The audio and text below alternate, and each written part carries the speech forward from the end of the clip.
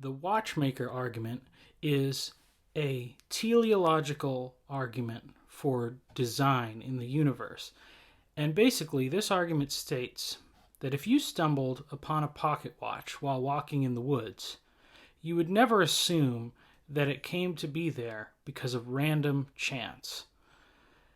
And I'm not saying the placement of the pocket watch, but the creation and design of it. It's far too complex to have just come because elements were smashing into each other. And this is very obvious.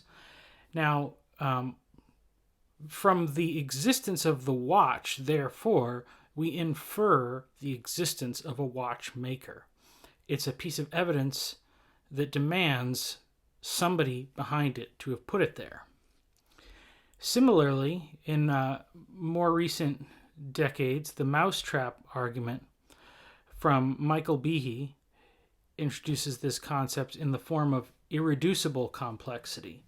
Whereas in the watch, the complexity is the important thing, and no one would suggest that a watch came to be without design.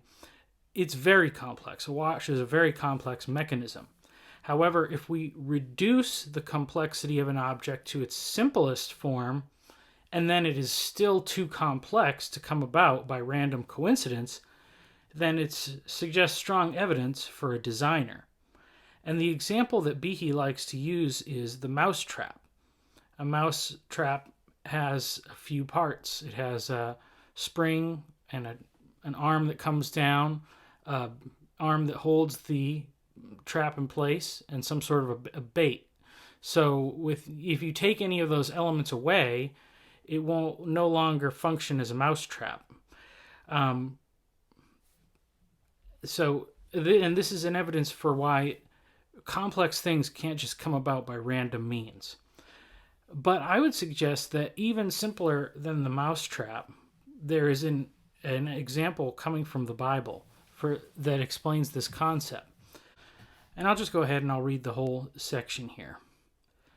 When the whole nation had finished crossing the Jordan, the Lord said to Joshua, "Choose 12 men from among the people, one from each tribe, and tell them to take up 12 stones from the middle of the Jordan, from right where the priests are standing, and carry them over with you and put them down at the place where you stay tonight." So Joshua called together the 12 men he had appointed from the Israelites, one from each tribe, and said to them, "Go over before the ark of the Lord your God into the middle of the Jordan. Each of you is to take up a stone on his shoulder, according to the number of the tribes of the Israelites, to serve as a sign among you. In the future, when your children ask you, 'What do these stones mean?' tell them that the flow of the Jordan was cut off before the ark of the covenant of the Lord. When it crossed the Jordan, the waters of the Jordan were cut off. These stones are to be a memorial to the people of Israel forever." So the Israelites did as Joshua commanded them. They took 12 stones from the middle of the Jordan, according to the number of the tribes of the Israelites, as the Lord had told Joshua, and they carried them over with them to their camp, where they put them down. Joshua set up the 12 stones that had been in the middle of the Jordan at the spot where the priests who carried the Ark of the Covenant had stood, and they are there to this day. So the stones are brought to Gilgal and set up there as a monument. And the important thing that I had that I came upon this verse was the part about instructing the children. This is what I spoke about in one of my previous videos, that God gives them specific instructions. When your children inquire about these 12 stones, tell them about what the Lord has done in bringing the Israelites across the Jordan. Now, it doesn't really matter if you believed it happened or not exactly like this, or even if you believe in God, or if we can find the right 12 stones in Israel. And some people believe that they found the stones, and I don't know if that's a disputed fact or not, that you can, there's video of it. Now, ancient people thousands of years ago knew that in a barren land, children would notice 12 stones as something that was not the product of random chance. This is the part I kind of want to hit on here.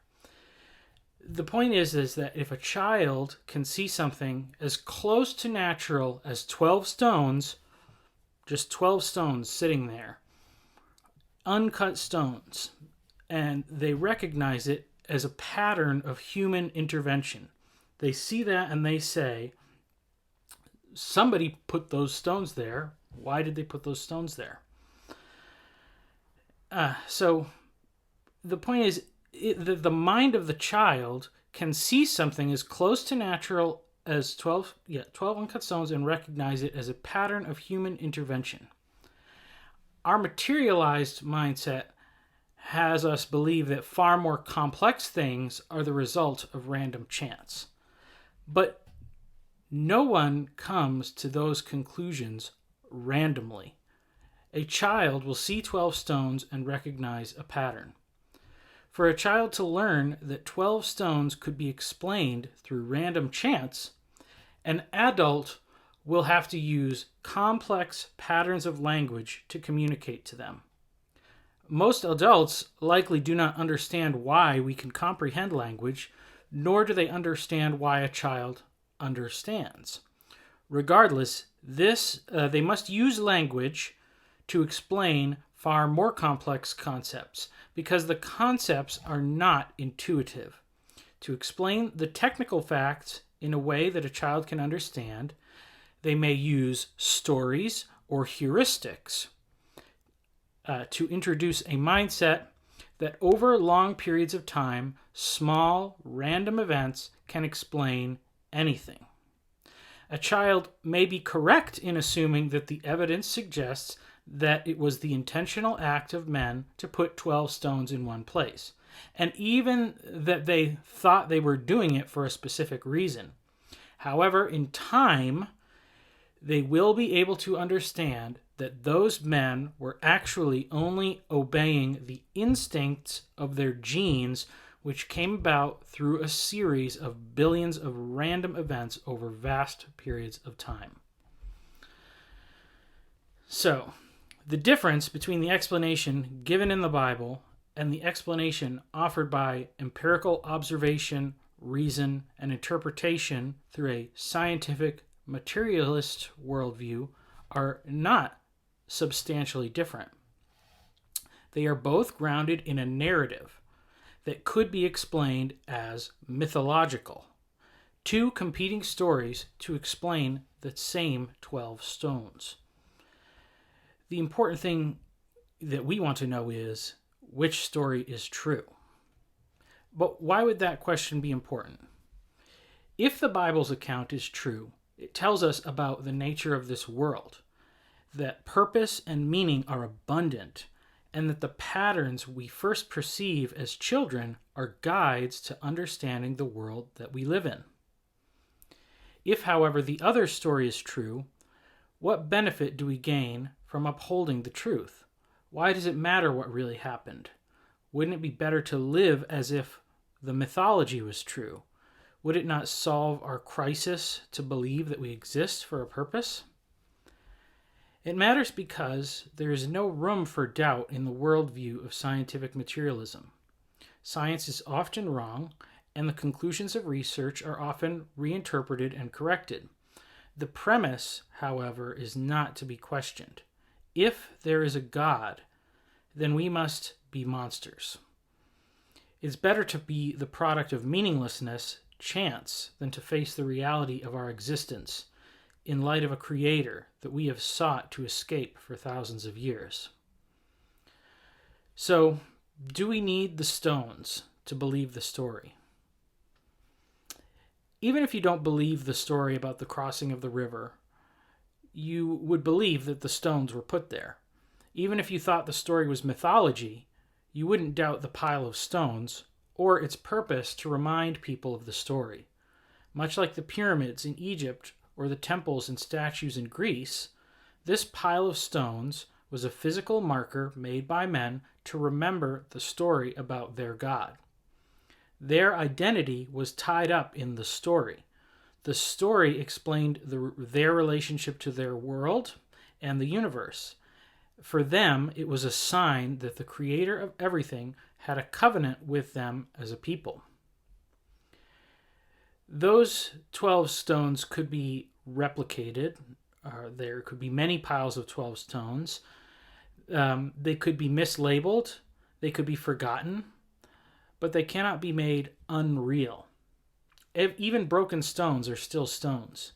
Even stones turned to gravel and gravel turned to sand can't be unmade. The story of the stones reminds the people of the story of the miracle, of the ark and the river, and the God who loved them. If someone sees 12 stones and they remember, it doesn't even matter if they are the same 12 stones. The stones become a symbol, and the preponderance of a symbol substantiates its legitimacy, even if the original cannot be found. The best example of this is the cross. Very little physical or historical evidence of Roman crucifixion exists outside of Christian documents. And yet, the idea that the crucifixion of Christ never happened is the least respected position amongst skeptics. Our world will forever debate the physicality, humanity, and godhood of Christ. But the idea that there was no such person is only held by uneducated fools. Now, there's a lot more that I think you could ponder about this and the nature of the things. You know, even if we can't find these stones today, God knows where they are. Even if they were destroyed, God knows where every particle of those stones are. So, in a sense, you could never discredit the idea that they are there to this day. And obviously, you know, we can also include that it's there to this day at the writing of the time of the book of Joshua. So I don't know if the stones shown in this video are real ones or if they're just happen to be a pile of stones. But either way, they were put there by men who believed this story. And I would say, in one sense, Jesus took this even further when he spoke of the temple. And he said, "Do you see all these things? Truly, I tell you, not one stone here will be left on another. Every one will be thrown down." So it didn't even take 12 stones. It just took one stone on top of another to be a symbol of purpose, a pattern of human intervention. So I say these things just to put in perspective the idea that this world has meaning and purpose is not something that parents have to teach to children. It's innate in children. The ability for children to perceive language and learn it before we can share with them the concepts of grammar or sentence structure. Before they learn how to read or write, they learn how to speak. They're not doing it consciously, but their brain sees a pattern and figures out the pattern, and they learn to communicate with people. And so if the mind of a child in the same way sees 12 stones as a pattern of intelligence, as something that could not have just happened by random chance, then perhaps we should evaluate our suspicions that that the evidence is so clear that random causes are behind the universe that we see. So that's what I had for today. So I hope you enjoy it, and please feel free to leave a comment. Thank you.